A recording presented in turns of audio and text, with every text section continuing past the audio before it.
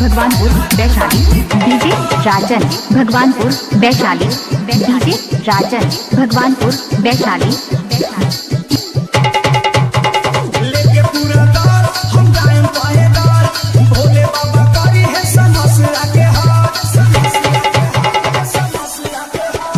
लेके पूरा दार हम जाएं पाएदार, भोले बाबा करी है समस्या के हार। उनका सवाल के हुनई के परमतार, उनका सवाल के हुनई के परमतार में हारा मिली बेकर में हारा मिली बेकर में हारा। डीजे राजन भगवानपुर वैशाली। डीजे राजन भगवानपुर वैशाली।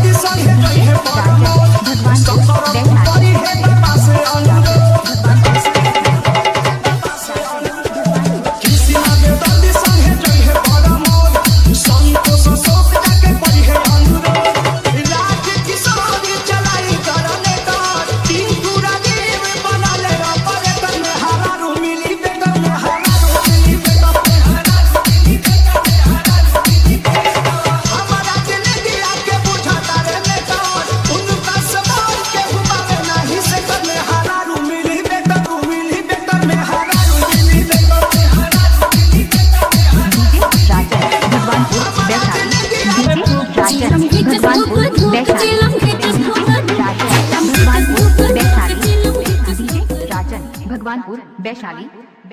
राजन भगवानपुर वैशाली।